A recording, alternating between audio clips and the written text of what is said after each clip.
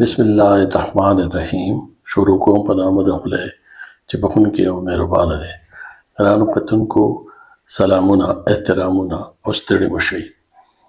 د پښتو ټاکس پلس د پښتو خبرې د چینل نه زه شاه رضا تاسو ته یو ځل بیا هرکلی وایم. درنو کتونکو که تاسو زما د دې نه مخکې ویډیو کتلی وي نو تاسو ته به معلومه وي چې هغې کې موږ د رومانټیسیزم یا رومانیت په دوو شاهکار نظمونو باندې خبرې کړې وي. دا ویډیو دا نننی ویډیو د هغه ویډیو تسلسل دی او نورو دریو نظمونو باندې به خبرې کوو. یو د انګریزۍ ژبې او دوه د پښتو ژبې شاهکار نظمونو نه به خوند اخلو. څنګه چې مونږ مخکې ویډیو کې ویلو، رومان پسنده ادیبان او شاعران په خپلو لیکونو کې د حقیقي واقعاتو او عقلي مشاهدو په ځای د یو تصوراتي او غیر حقیقي دنیا ښایي او د عقل په ځای د انسان جذبه او وجدان اهم ګڼي. د انسان د زړه دننه دنیا آبادوي او بیانوي. اتلسمه صدۍ یورپ کې د عقل، دلیل، د انقلابونو او بدلونونو صدۍ یادیږي او هره خبره او بحث په د عقل، دلیل او مشاهدې په بنیاد کېدې او اورېدې بشوي. نو د دې په ضد د څه خلکو توجه واپس نیچر یا فطرت طرف ته لاړه او هغوی خپل لیکونو کې د نیچر یا فطرت نه اثرات واخیستل. هغوی د عقل، دلیل او مشاهدې په ځای د یو خیالي، تصوراتي او د عقل نه پورته دنیا خبره وکړه او د لیک دپاره د خپل زړه دنیا، خپله جذبه او وجدان یې د عقل او دلیل نه زیات ضروري وګڼل او داسې د رومانیت لاندې لیکل شوي لیکونه د قدرتي رنګونو لکه د غرونو، سیندونو، ابشارونو، ونو بوټو، ګلونو، سپرلو، سپوږمۍ، ستورو سره د عقل نه پورته یعنی د سوپر نیچرل خبرو او د خیالي تصوراتي دنیا او د وجدان خبرو نه ډک وي. د انسان د عقل نه پورته د جذبې، وجد او وجدان خبرې هم پکې کیږي او داسې د تصوف دنیا هم پکې ځای مومي. په داسې لیکونو کې اسکیپیزم یا فراریت یا تیښته هم څرګنده ښکاري او دا هم د رومانیت یو اهم عنصر یادیږي. انسان چې د دنیا مسلو او کشالو نه تنګ شي نو یو ساعت د دنیا نه لرې د خپل زړه دننه یو خیالي دنیا ته تیښته کوي او هلته ځان ته سکون ګوري او داسې خپل وجدان د تصوف دنیا ته ورداخل کوي. دا بله خبره ده چې دې اړخ ته به څه خلک په یو منفي نظر ګوري چې دا د دنیا د پریکټیکل دنیا نه خلک اړوي. روماني لیکونه انسان ته د هر قسمه قیدونو نه ازادي غواړي او د بیان د ازادۍ قایل وي. د دې سره د تاریخي واقعاتو سره د عام څیزونو ډیر زیات لویي او ښایست هم بیانوي. د دې خبرو نه پس اوس راځو د رومانیت درې شاهکار نظمونو ته. د انګریزۍ ژبې یو مشهور روماني نظم دی کوبلا خان A Vision in a Dream A Fragment.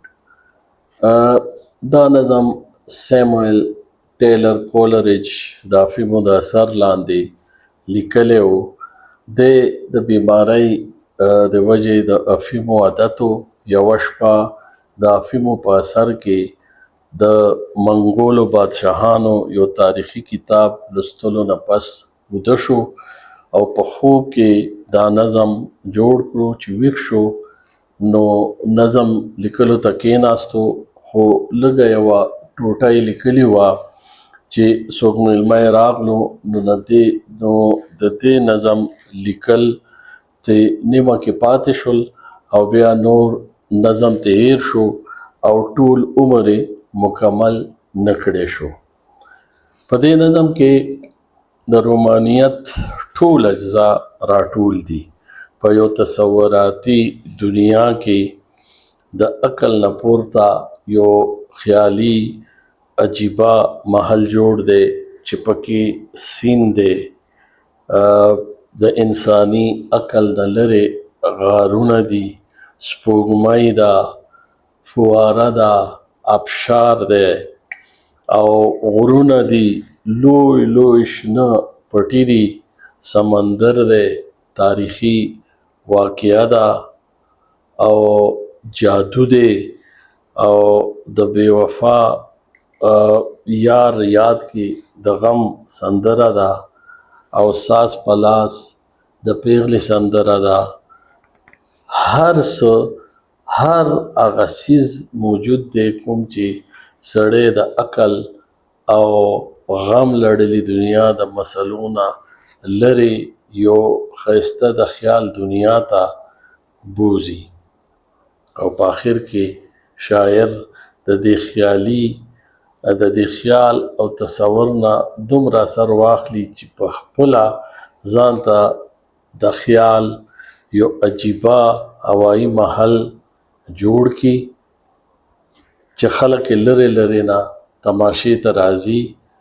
زما خپل خیال دا دی چې د نظم په آخري برخه کې دا شاعر د یو صوفي او ملنګ غوندې داسې وجد کې ښکاري چې